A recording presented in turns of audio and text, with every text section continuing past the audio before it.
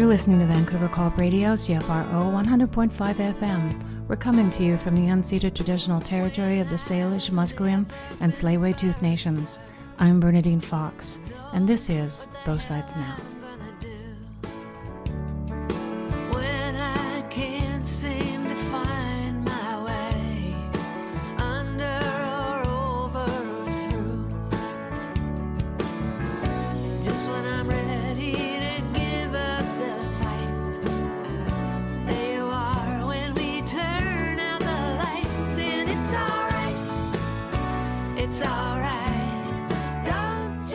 You're listening to Both Sides Now on Vancouver Co-op Radio, CFRO 100.5 FM. I'm Bernadine Fox, and today I have the pleasure of chatting with my good friend David Roche, who is, well, let's just say you're a very unique individual.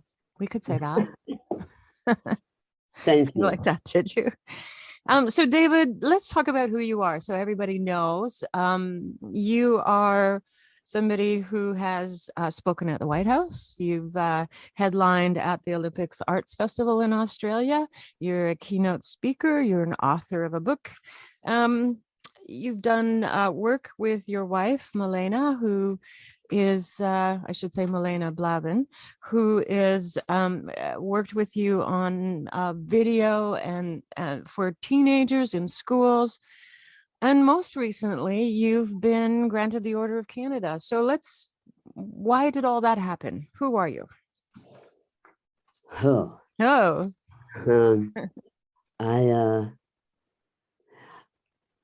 I just got the Order of Canada, and over the last 2-3 weeks, I've been inundated with wonderful congratulations and approvals and cheers and remembrances, and it's giving me a sense of who I am in a new way. I feel like all along the various things that I've done, that I've been part of disability arts and part of other things, a pioneer in many ways.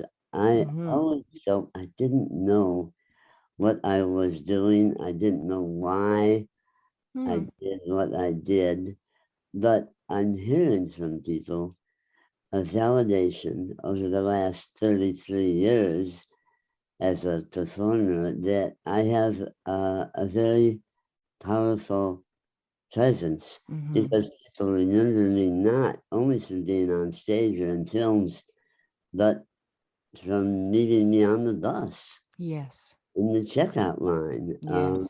So there's something that I have that I don't know what it is. I'm a nice guy. You are a nice guy. Yeah. And that kind of counterpoints my facial difference. I have a whole theory about that anyway.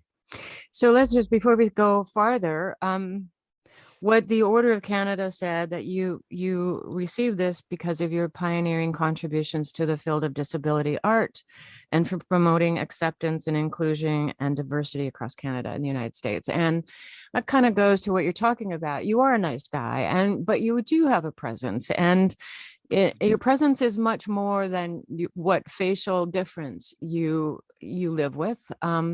It's about your heart and how you approach people and how you approach life. And it is really, what's the word? It's awe-inspiring, David. That's what it is. It's awe-inspiring. So let's get some words down. There's different words people use: disfigurement, facial difference, visible difference. Which do you use? I think I heard you say facial difference, but is that your preference? That's kind of the generic term. Sometimes I say facially disfigured when I want to be more clear. Okay. But if the fallback is facial difference. Okay. All right. So, face, when we talk about faces, we grow up with our face, we hate our face, we have all kinds of relationships to our faces, we try and make our faces other things. Our face is very much a part of our identity and our sense of self. But your face is a little different. So tell me, What caused your facial differences? Well, I started out in the womb with a facial difference. Mm-hmm. Um, uh, some genetic difference that appeared initially as swollen veins on my left eyelid at birth, and the doctor said, well, they're going to go away in a few days, and it's been many thousand days, and they haven't gone away. Right. They've gotten larger, so that the left side of my face is kind of bulging with veins gone wild. Mm-hmm. And then that's in my mouth and on the side of my head, my throat, etc. A little bit on the right side as it's grown over the decades. And then at age 1 at the Mayo Clinic in the US, I had my lower lip removed, which was beginning to swell. And as my father said, it looked like a bunch of small Concord grapes. So Oh, they cut that off. And then they irradiated me. This is 1945. 1945. Wow. Radiation was a miracle cure, and Right. it was everywhere. They irradiated kids with tonsillitis. Oh my God. Anyhow, that they did not really know what they were doing. They No. did not know how to target it. They did not know how to measure it. So the whole lower part of my face stopped growing, and the left side of my skull, if you palpate it, it feels like Swiss cheese. Oh. So it's like a strange and wonderful face that I have. Well, describe your face then. For this is radio. People can't actually see what you're describing. Can you describe your face? On the left side of my face, you'll see mottled veins of actually very lovely colors of red violet and blue violet and a dark Mm. purple. Mm-hmm. And they bulge out, and my chin is small and kind of receding. My Mm-hmm. tongue is dark purple. Mm. And I do not have a lower lip, but I have sort of not an artificial lip. Uh, and then on my left temple, the concavity where they removed what they said was a precancerous lesion when I was 10 years old, and I have dentures, which actually are very nice dentures. You have dentures. Did this affect your teeth then? Yeah, the Oh. radiation affected my teeth and made them not grow so well. So there's a myriad of things going on my face. It looks like God was a tattoo artist. Yes, and he had a strange idea about art. Yeah, Yeah. So you grew up in the States then? I was born just outside Chicago. My dad was born in Nova Scotia, so I am a Canadian citizen Right. since 1947, I Mm. guess, and dual citizenship. Yeah, now I've been in on the Sunshine Coast of BC Right. since 2003. So I'm here. I'm Yeah. in. Yeah. Eh, We like having you here. Yeah. It feels better. The world on this side of the continent feels better knowing that you're up there. Um, Well, so you grew up in Chicago then, or did you grow up in Canada? I grew up just outside Chicago. Just outside Chicago. Okay. Yeah, in the area around Gary, Indiana, industrial, probably the most polluted place on the planet at that time. Well, And then later on, I followed the hippie trail out to San Francisco, mhm. and then I got into Canada. And as a child, I know this may be a painful question, but it's one that, I feel people want to understand these things. As a Yeah. child, were you bullied or did you have people around you who were more progressive and understanding, or what happened? I mean, 1945 is not at a time when people were understanding these things. although Mm. it became a post-war period, and that was a time when actually people with disabilities were seen and in some ways honored, especially when they were veterans. So that was a step forward for Oh, yes. disability rights in some ways. But no, I actually, I was not bullied. I'm the oldest of 7 children, and nobody ever talked about my face at home. When I started in school, I asked my mother, people were asking about me, and what should I tell them? And she said, "Oh, just tell them it's a birthmark." Mm-hmm. Um, and so that's what I did. Then when I went to school, I was in a Catholic school. Mm. And I got kind of the sweeter side of Catholicism, where the nuns would tell us, "You are a soul. Mm-hmm. You are a child of God," and that uh, sunk into me. And every once and I so I had school. I had the same school for 8 years. I had the same neighborhood, that kind of thing, and I benefited from that, and it was total denial. Total denial. Well, it Yeah, sounds like really do you think your family was in denial? It doesn't sound like your mom was in denial. not in denial. It put me in denial, which was Oh. great in certain ways. I never thought of myself as being different or disfigured. I played ball. Mm-hmm. I was the smartest kid in the class. Right. I did all those kind of good things. We're talking pre-adolescence here, of course. Right. Uh, and so I was treated well. I go to talk in schools nowadays, and kids talk a lot more about being bullied. Yes. I just think I benefited from that. And I was born in 1944. Mm-hmm. My father was in a German prisoner of war camp. Mm. My mother did not know whether he was going to come back. Wow. And I was born into a family that was my mother, her two sisters were teenagers, and my grandmother, Nana, and grandfather, and Blackie the dog. It was a matriarchy, Mm-hmm. and I was so loved. Yes, I bet Born you in were. wartime with the fear and deprivation, and here comes little David. Yeah. So I benefited from that. I know I did. I mean, I don't remember it, but It I sounds like you had a lovely childhood. I actually had a lovely Yeah. childhood. Yeah. I envy you. That's wonderful.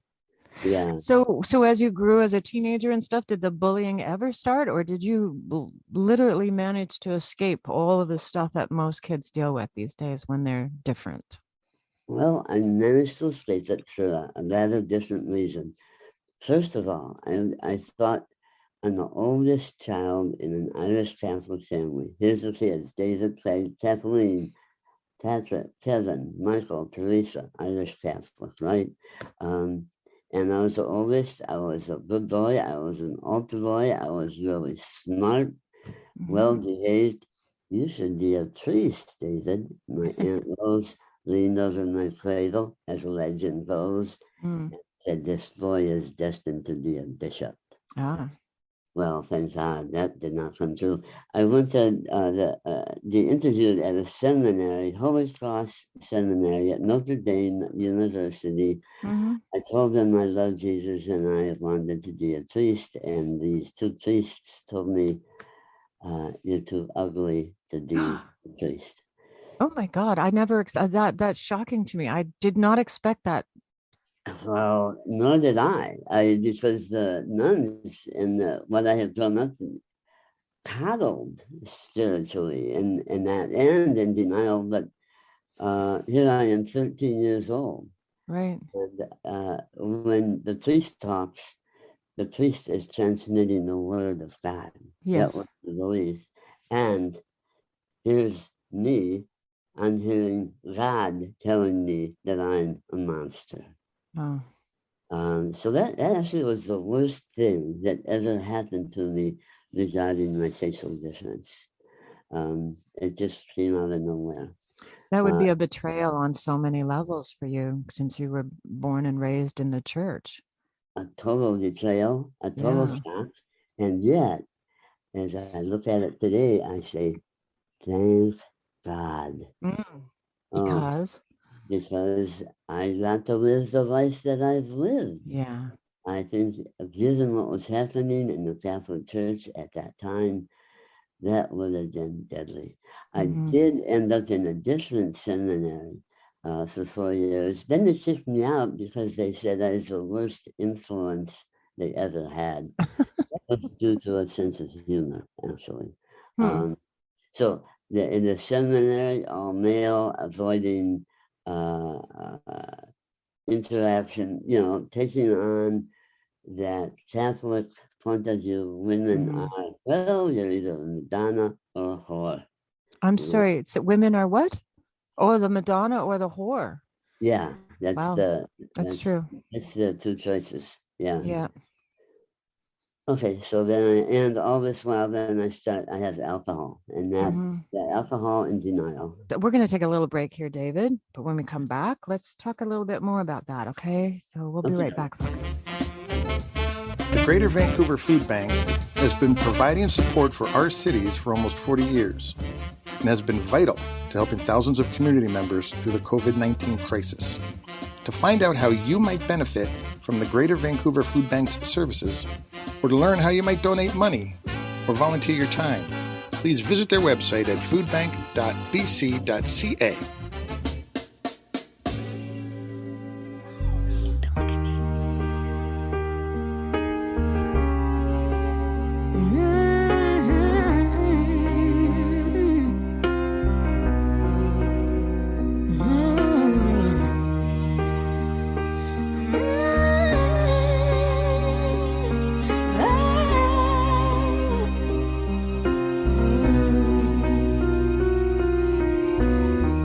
Every day is so wonderful, and suddenly it's hard to breathe.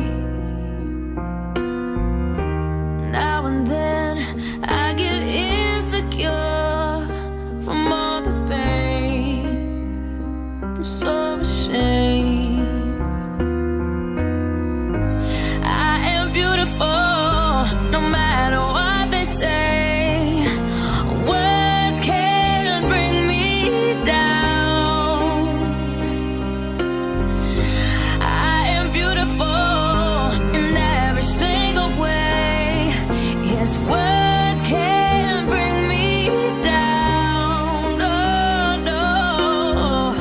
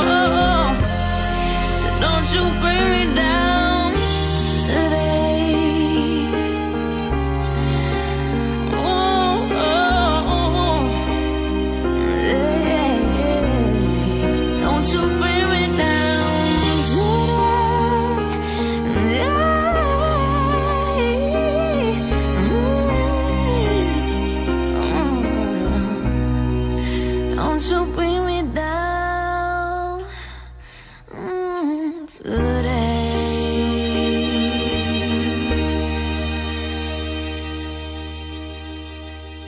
You're listening to Both Sides Now on Vancouver Co-op Radio, CFRO 100.5 FM. I'm Bernadine Fox, and I'm sitting down, well, virtually sitting down, talking with David Roche, which, if you were listening to the last segment, know that he is this incredible powerhouse that just recently was awarded the Order of Canada. And we were talking about his childhood, and I just want to continue on with that a little bit more. Most kids... Well, first off, I just want to say that the idea of you following the hippie trail is an amazing image in my mind. I hope you have pictures from then, do you? Because I have one picture. one picture. Well, I'd love to see it, David. I don't think so. No? Oh, okay. That's okay But too. maybe in private sometime. Okay. All right. That's fine. So I did a little reading. I don't do too much reading for these things because I like to learn along with my audience about things. But I did find that facial differences can cause higher rates of PTSD, body image issues, having to deal with stigma.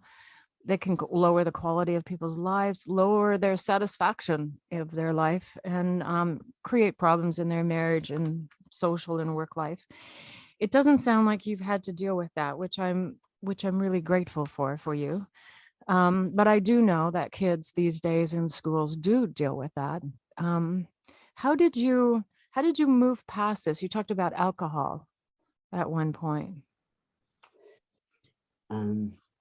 Somehow I retained a core of self-confidence. I think it was fueled by a sense of responsibility. And now that comes partially from being Catholic and then being in a seminary, partially from being the oldest of 7 kids. And that's my natural bent. Mm-hmm. So I did good things. I helped start childcare centers. Wow. Was one of the co-founders of the Childcare Switchboard and Single Parent Resource Center of San Francisco. And there we started out as hippies. We thought we were going to teach the mothers of San Francisco how to have cooperative childcare. But when we started answering the phones, we found out the truth about the lives of single mothers. They didn't want cooperative childcare. They wanted childcare. They wanted a job. They wanted support. Yeah. And they did not get what they needed. No. So that affected me. Anyhow, I did. Why did I do that? Why did I participate in that? That's what I don't know. I just did. The best that I can understand it at this point is that I was always visceral, always, and coming from the heart. My feelings, I live in my body a lot. I still do. I dance, I do yoga. I'm quite physically healthy, amazingly so. Mm-hmm. So anyway, I think that I did things because I cared and I wanted to be responsible. I mean, when you think of it, I worked at the childcare switchboard for 8 years, and I'm picking up the phone every day and I'm listening to the truth of single parenthood, which is 98% single motherhood. And then women walk into our office and they have black eyes. And so what happened? Oh, I'm losing him. It's over. Oh, well, let's see what we can do. 2 months later, back again. I'm in a swing. What the heck? Come on. What's going on? So what I'm doing here is I'm learning about the patriarchy. Okay? Right. I'm learning about what women have to do. Okay, so there I am, Dina. I'm a good boy. You know, that's my first feeling about getting the Board of Canada award. I thought, oh, yay, I've been a good boy. Well, that's going back to Catholicism, of course. Well, and also, I would venture to say, you correct me if I'm wrong, but you lived with women and women who loved you, and you would have felt in your core that you were a good boy. You would have had a core of self-confidence that came right from the moment you were born. Really, I think that that's very true, and thank you for saying it. I felt lucky that way. Mm-hmm. And I also had other, okay, well, why not say it? In 8th grade, I was tested on the Stanford Dene IQ test and came out as having an IQ of 170. Oh my gosh. Oh But my brilliant. gosh, I'm brilliant. So Yes. and it wasn't me, Terry. What actually happened is I got pushed into this intellectual life. Well, you should be at least a lawyer. Well, now that you're not going to be a priest. And anyhow, there was that image that I was so intelligent, and I am very intelligent, so I did fine on things like in 1966, I was out of college and looking for a job, and I had no focus. I did what I thought I was supposed to do. I was trying to be a good boy. And they did not have computer education for programmers or anything like that. I took a programmer's aptitude test and I got 100%. Wow. I hated computers. But I got my first job, I earned more money than my father ever made in his whole life. Yeah. So where's the motivation in that? What I don't know. It's my life is a puzzle, but I do think that I most always was following my heart, even under the influence of alcohol, which I continued drinking until I was in my 40s. Right. But meanwhile, leading a good life. Amazing. It does sound like that. I mean, and as much as you were doing that sort of in a way that had a label to it, i.e. as helpline or help situations for single parents, you're still doing that. That's what you're doing these days. So your life path has been on a trajectory that really never went off course, even though you changed it a lot. You're still doing work that is helping other people. I'm sorry, I just can't help it. I don't know. Yeah, I do.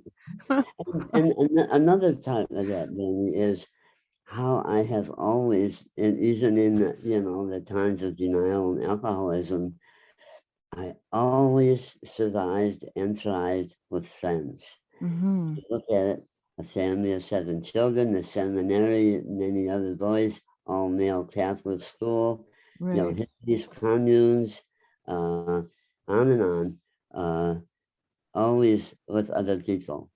Right. And with friends, with dear people. And there's the heart again, I'm just reaching out, people reaching to me. That's how I live. I don't understand the social media and stuff like that, how people can go without flesh. What do you mean, go without fresh? Flesh. Oh, flesh, yes. Well, social media is all about the selfie and their life and putting it out there. And, it's taken me a long time to get it as well. I'm in my 60s now. And so it really is a medium for younger people. They get it. They understand it.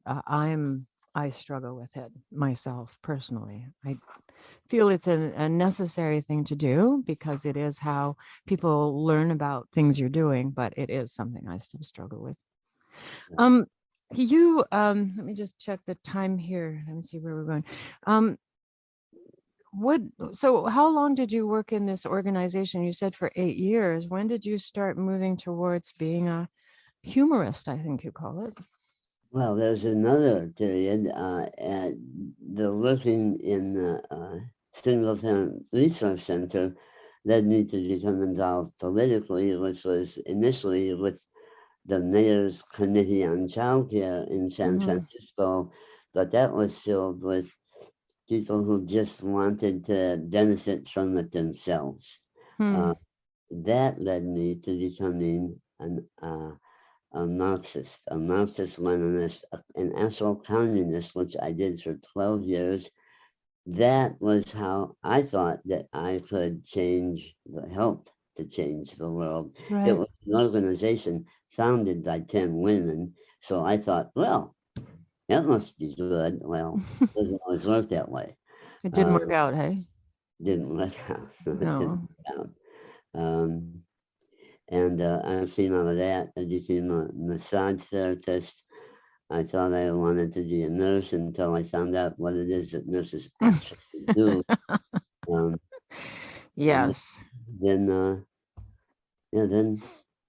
what? Then here I am. Then I what happened was, in that spiritual and physical devastation after the communist organization that I was in fell apart, I was never a true believer. I was a true doer. But I weighed 115 pounds, and I'm little. Wow. Nobody should be that little. I was drinking heavily. I was smoking a couple packs of cigarettes. I was smoking dope, and I was eating crap. So I had to work my way through that. And I did. So, so let me ask you something. Having an IQ of 170, do you think that sometimes alcohol, I mean, I think it's sometimes painful to be that smart in this world. Sometimes, you know, you see things and you understand things that other people, it goes right over their heads. Do you think the alcohol and all of that is a part of numbing that a bit so that it's not so difficult to live in our world that is full of really horrible things? I think that was certainly part of it, Bernie. You know, at that stage, I wasn't thinking about it. I was just drinking. Yeah. Yeah. So that helped. And you know, in the world of disability and facial difference, I think I have read that there is a higher susceptibility for dealing with life through alcohol and drugs. And sometimes that can be brought on by prescribed medications. Anyhow, it happens. But I came through that, and then I quit drinking, and then in a period of 7 months, I quit alcohol, marijuana, coffee, and cigarettes. Although I'm back on coffee now, to be honest. Well, I mean, who wouldn't drink coffee? I mean, it's just, I know there's lots of people out there that says coffee is really bad for you, but I don't understand it. I've drank coffee since I was 23. That's about 40 years now. And I have never, ever even imagined quitting coffee. I don't see it as having any negative side for me. And given that I live with chronic fatigue, you know, staying awake is paramount to my life. So coffee remains something that is a necessary thing, but I don't see any downside. Did you find a positive part of not drinking coffee? Did it come with? I was just trying to clean myself up. And then in the next year, I went to massage school, and there I met Marlena, as we both volunteered, which is another pioneer thing, at a hospital in San Francisco that we were two of the founders of the first massage therapy program in a hospital in the United States. Great. That also became a national model. And that was wonderful. And Marlena was great. So I was clean and sober, and I had love. Yes. And I know. It's so wonderful. I love the way you and Marlena love each other. It's makes me believe in love. That's what it does. It makes me believe in love. We're going to take a little break, and we're going to come back, and we're going to talk about some more of the stuff about which fuels the work that you do these days, which is important work. So don't go away, folks. We'll be right back. Did you know that Vancouver Co-op Radio CFRO 100.5 FM has over 90 different shows produced by over 350 community members? This wide range of programming produced by our diverse group of programmers ensures that we have a show you'll love. We have shows on feminism, spirituality, disability rights, politics, unions, and parenting. We play jazz, indie rock, reggae, blues, and folk. We broadcast in 12 different languages and have more First Nations programs than any other radio station in Vancouver. Find your show on Vancouver Co-op Radio, CFRO 100.5 FM. All different, all the time.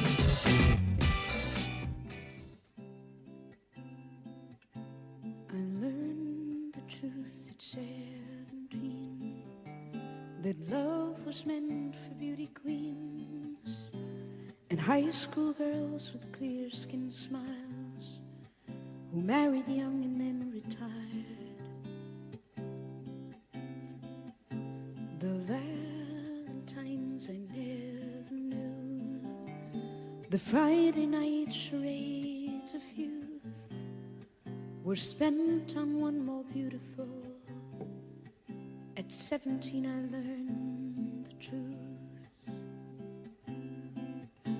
And those of us with ravaged faces, lacking in the social graces, desperately remained at home, inventing lovers on the phone who called to say, come dance with me, and murmured vague obscenities.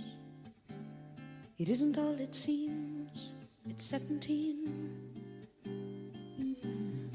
A brown-eyed girl in hand-me-downs, whose name I never could pronounce, said, pity please the ones who serve, they only get what they deserve. In the rich relationed hometown queens marry into what they need with a guarantee of company and haven for the elderly. Remember those who win the game, they lose the love they sought to gain. In Devonshire's quality and dubious integrity, the small town eyes will gape at you in dull surprise when payments due exceed accounts received at 17.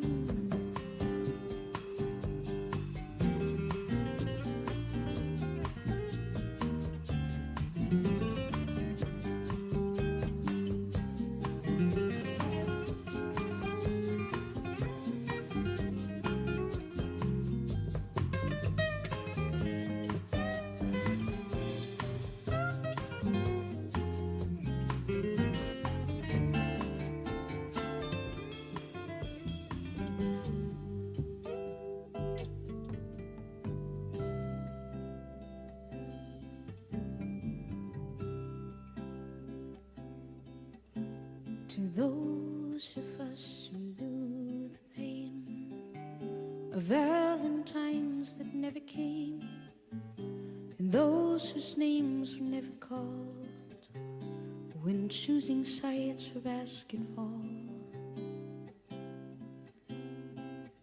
it was long ago and far away. The world was younger than today, dreams were all they gave for free to ugly duckling girls like me. We all play the game when we dare to cheat ourselves at solitaire, inventing lovers on the phone, repenting of the lives unknown. They call and say, come dance with me, and murmur vague obscenities at ugly girls like me. 17.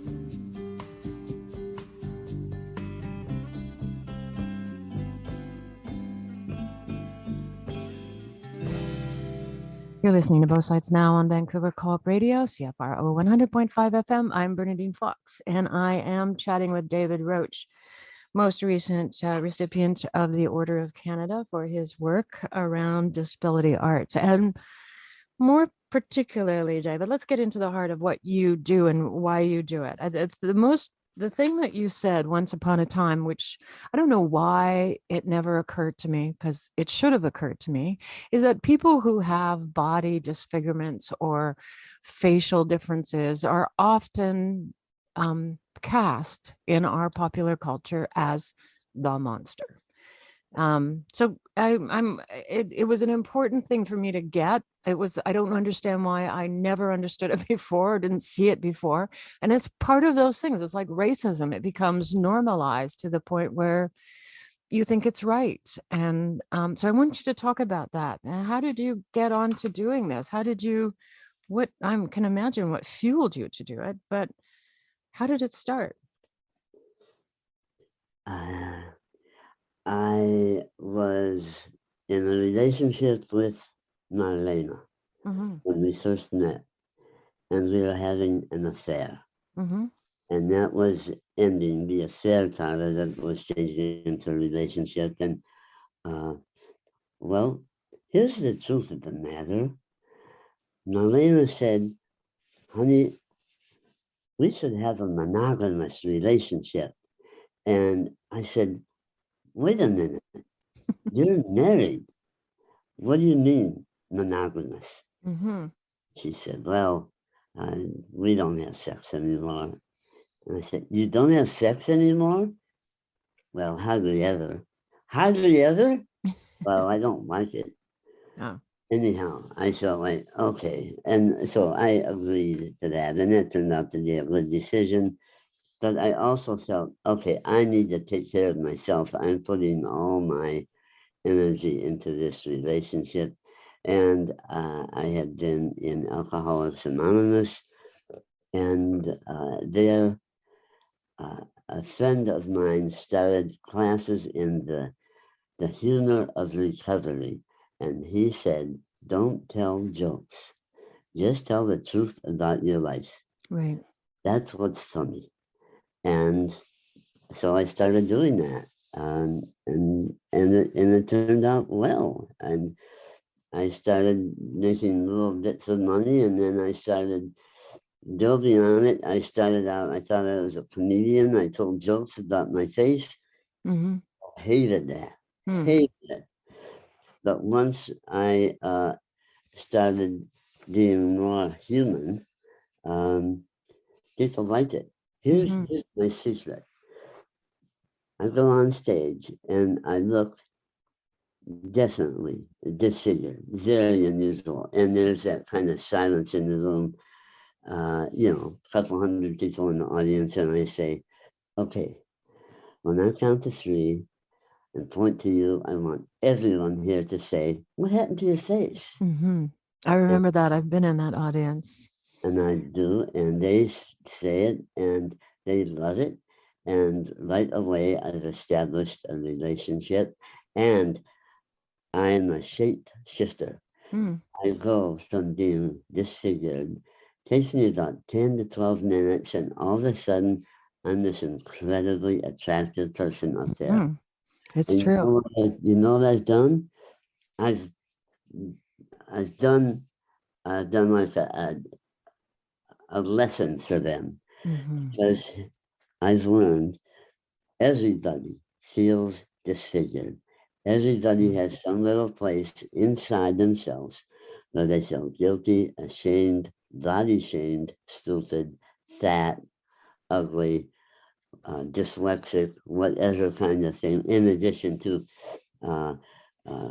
racial and indigenous prejudices, and of course, the old favorite, misogyny. Everybody feels that way. It's true.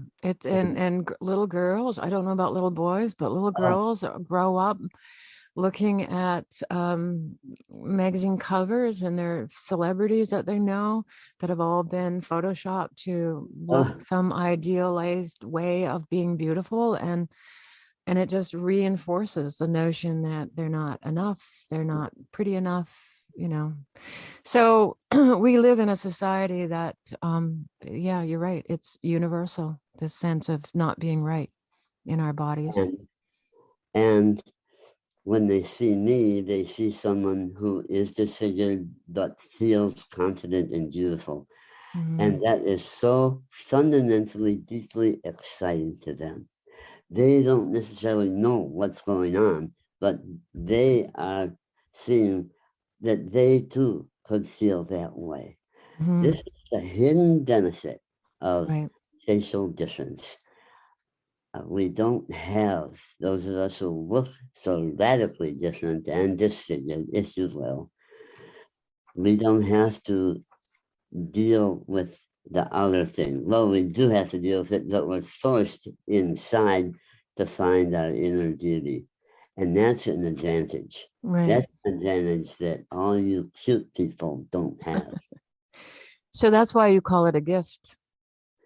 Yes, it is a gift, because I had to look inside myself to find who I am and my beauty. It's not like, okay, just like that. No, of course it takes time, just like with everything else. Well, but and also, sorry, go ahead.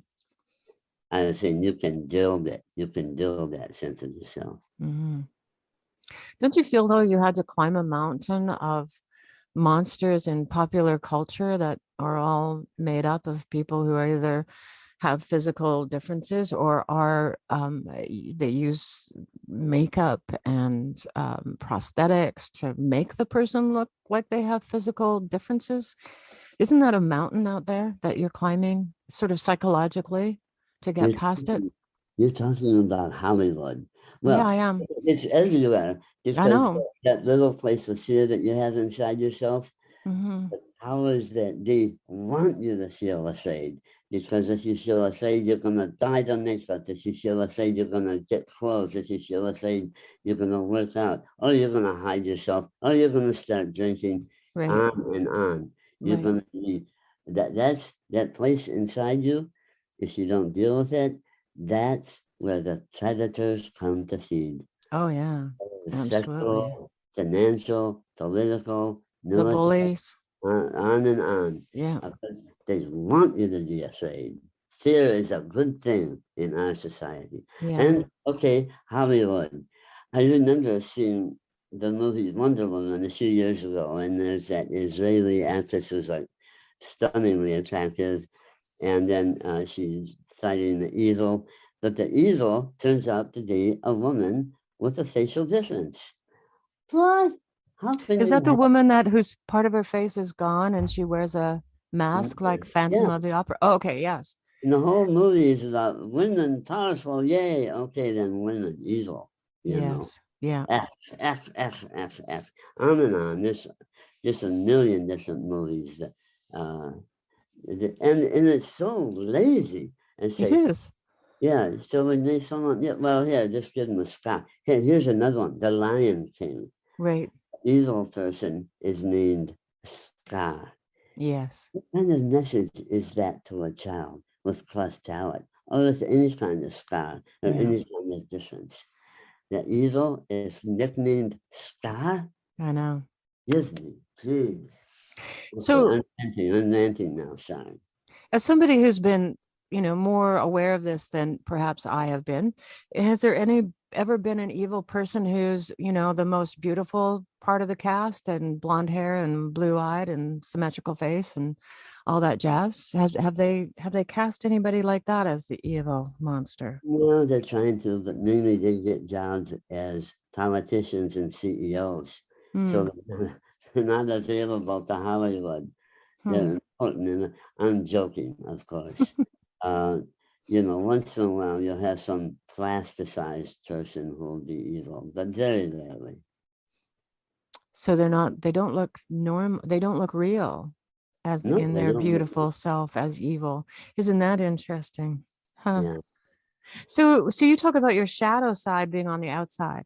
and this is what you're talking about, that lots of us have our shadow self that we hide, the part of us that feels disfigured and wrong and ugly, and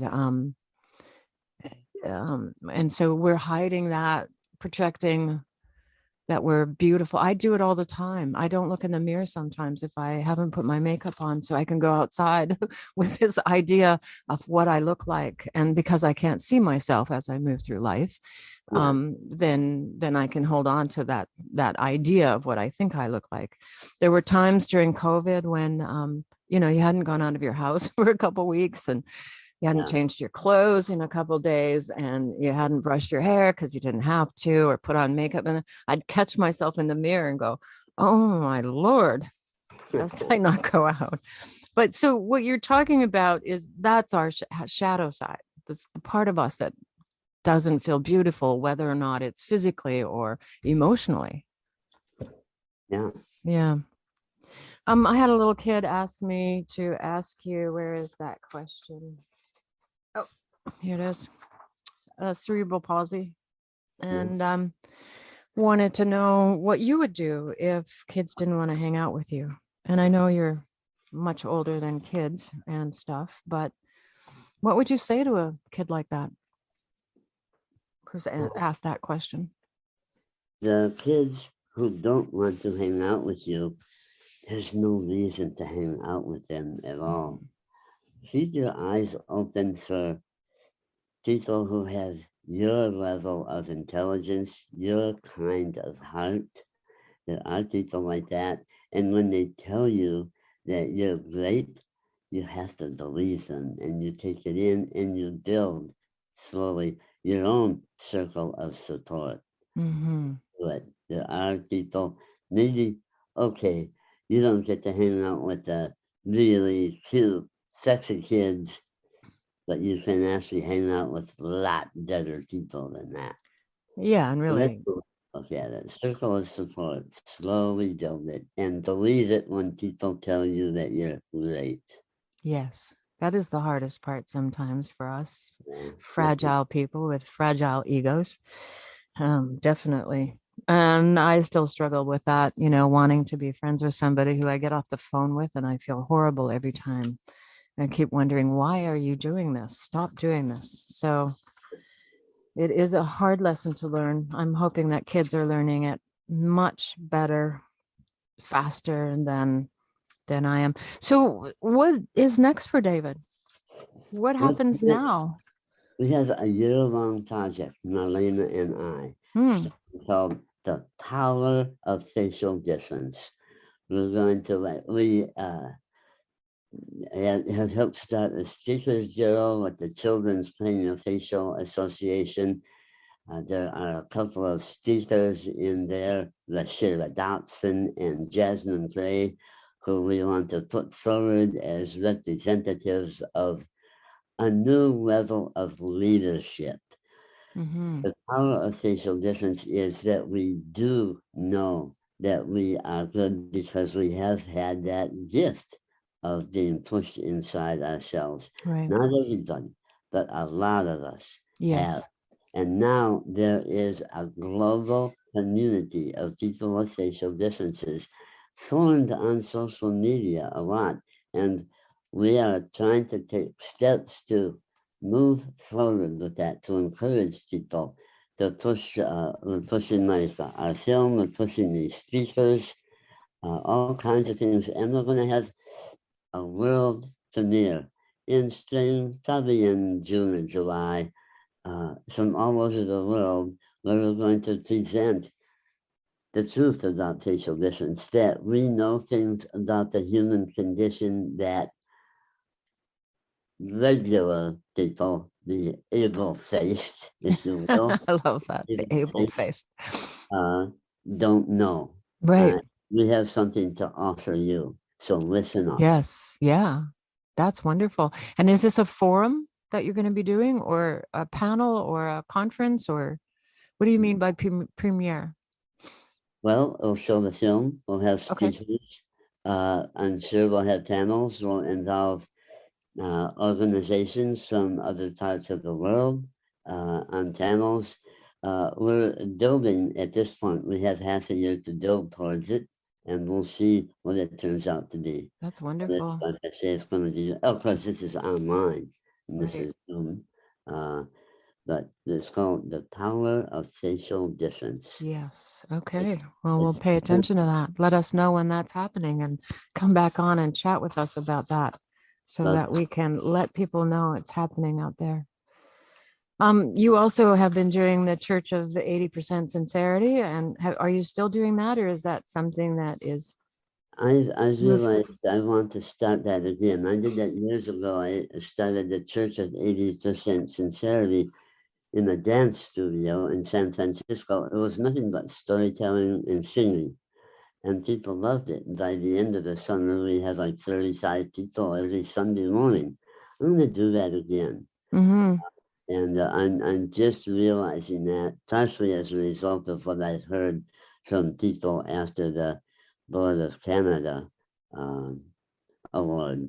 So I'm excited about that. We'll see what happens with that. Mm-hmm. And I'm writing, and I'm teaching storytelling with critical kudos people with so-called intellectual disabilities. I'm teaching storytelling at local high schools when I can, when the door is open. Yes. And yeah.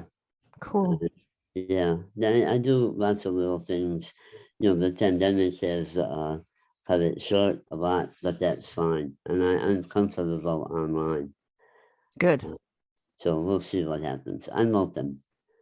The whole thing of getting all this approval is like, yes, it's validated my past life, but it's also encouraged me like, well, David, you're not done yet. You're a No, good boy, no, but you're not now done yet. you can be a very good boy. No, you're not done until people stop saying things like, oh, how tragic it is. She died. She was so beautiful. Or she can't go to jail. She's too beautiful for jail.